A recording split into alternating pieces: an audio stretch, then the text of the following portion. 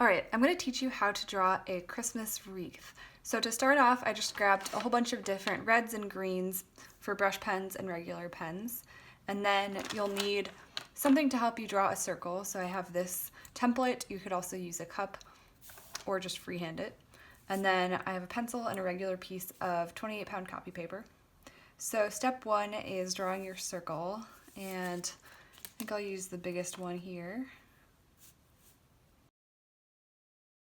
I know that I'm going to want a ribbon here at the bottom. I'm not going to draw it yet, but I just want to make sure that I'll have room for it. Okay, so I'm just going to block off this area right here. And then I also know that there's going to be a few areas that I want some bundles of holly. So I'm just going to kind of pick which areas I want those to be. Put a little circle there just to remind myself, because I'm going to start off with a bunch of greenery, and then I'll add all these accents in. So I just want to make sure I leave some room for them, but I don't want to draw them first just in case I need to fix the spacing a little bit. There are several different types of leaves and greenery that we're going to draw. So I'll demonstrate what they all look like first. So the first kind is just going to be very simple. It'll be a pine leaf, which just looks like this. You have a curve, and then you can draw these little pines on it. Okay, another one that we're going to do is just kind of a bundle of, I don't really know what you call this, but it's like what you see, it's like the fluffy evergreen trees. They're not as exact as these. Then there's also holly leaves.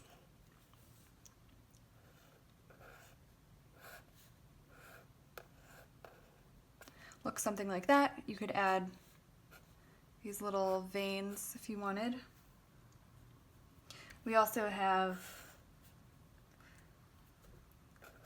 little leaves that look like little hearts on this stem, like this.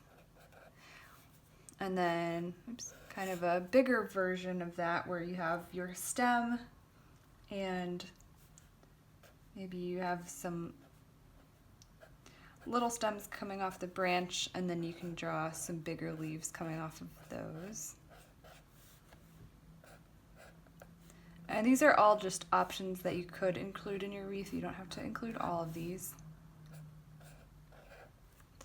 Okay, and then another option you can do on lots of these is you can add the little holly leaves. So for example, I could do same thing as what I just did, but instead of putting leaves on all of them,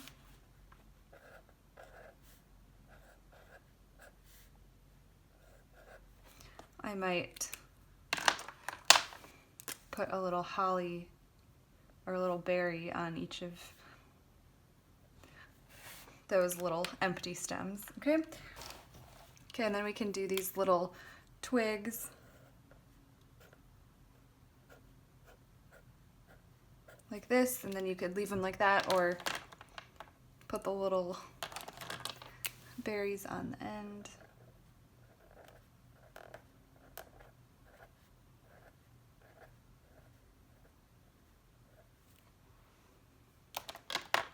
And then we might even try doing a little pine cone in there somewhere. Should look something like that. But we'll see what it ends up looking like. So these are just some of the basic shapes that I might use in my leaf, or in my wreath. Okay, so we have our basic shape of the wreath sketched out with this circle. Now I'm going to take, I'll just start with this green one from Artist Loft, and I'm just gonna pick a couple spots on this circle, and I'm going to be going in a clockwise motion and just adding a few of these leaves on here. So I'll start here, and I'm going on either side of this circle line that I drew. So like I'll go here and here, and then I'm gonna pick one of the leaf types. So I'm going to pick the second one here.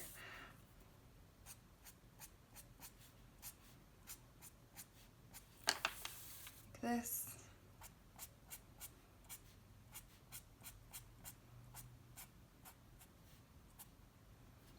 Okay. And then I'm gonna come back to this, but I kind of want to spread out these colors. So for this shade of green, I would go somewhere like here, here, and here. I'm gonna choose a different shade of green, and let's choose this one that's a little bit darker, and maybe do some of these holly leaves. Next, I'm going to use this olive-ish green, and I'm going to leave a little bit of a gap right here because I'm planning on adding some berries right there.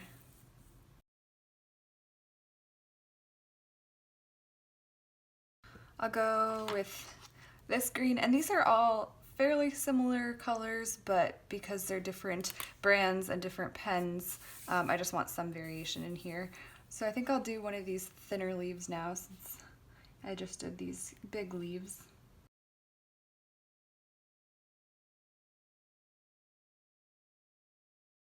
And while I'm here on this side, I'm going to go ahead and add some berries.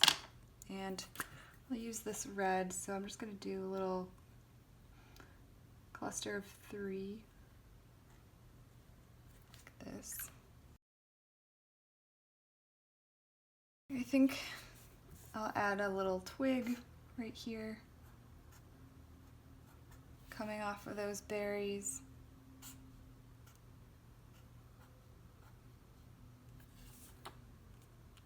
I'm going to use this shade. It's like a little bit of a bluish green.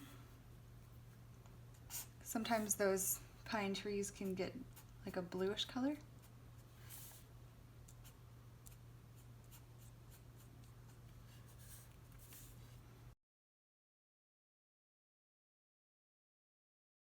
I'm going to go back to this larger, darker one and do another holly leaf.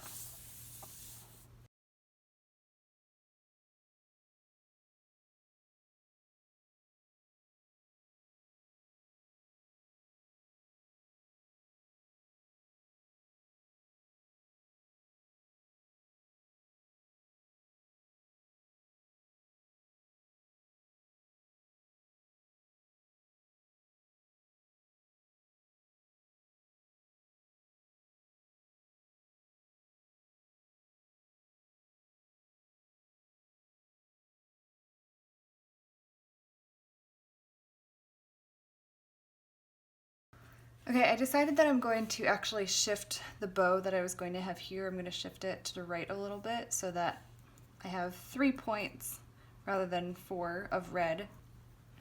First I start with, it's almost like a rectangle or square, but rounded on the corners. And then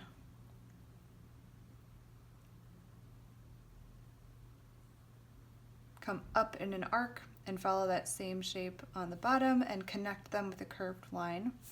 And do the same thing over here.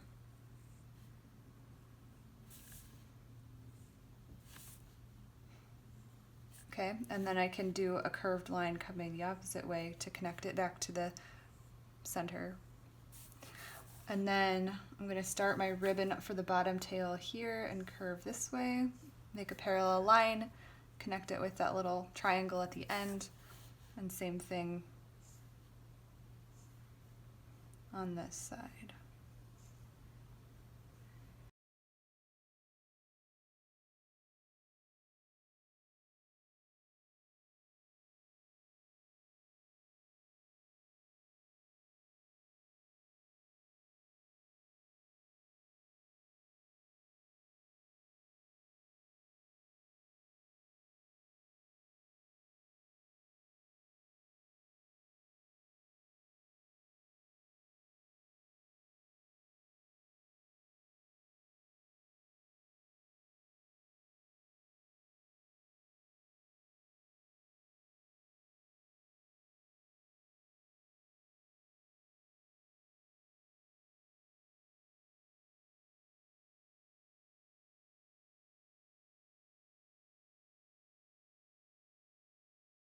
All right, so after I've used all sorts of elements and combined them, and put them in my wreath. The last step was just going around and making sure that things looked even, and if they didn't, I could just add some little extra touches to kind of even things out and make sure that the colors and the shape overall looks how I want it to. So these little twigs are a good thing to add to even out spaces, add some dark brown, and then these sort of olive green bunches can help with the overall shape as well. Okay. So once I feel like it's pretty much even, I'm gonna take my colorless blender from Tombow and just blend some of these red details so that I don't want to color them in with red because that would be too dark, but if I can kind of drag the ink with this blender and make things look a little bit more solid. This is just contact paper. I'm going to draw a few lines on, pick it up with my colorless blender and color almost like it's watercolor to add some more pigment on here.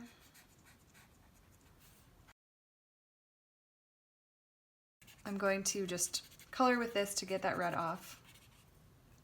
And I have some lighter shades of green here. I'm going to take this light green and take my colorless blender, get a little bit of that light green on it, and just go in some of the leaves that are open on the inside. I don't want to color them in with the color that's the outline just because I don't want it to look too dark. And I still want to be able to see these stem details. Okay, I'm gonna grab some of this darker green as well.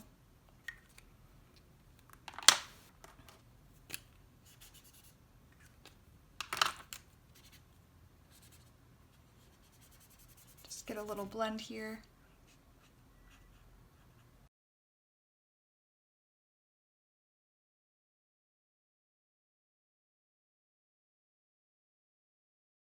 Okay, and lastly, if there are any areas that look just a little bit empty to me, I'm just gonna use the colorless blender and just kind of drag some of this ink to spread it around just a little bit, just to fill in with a touch more color without having to draw in more texture.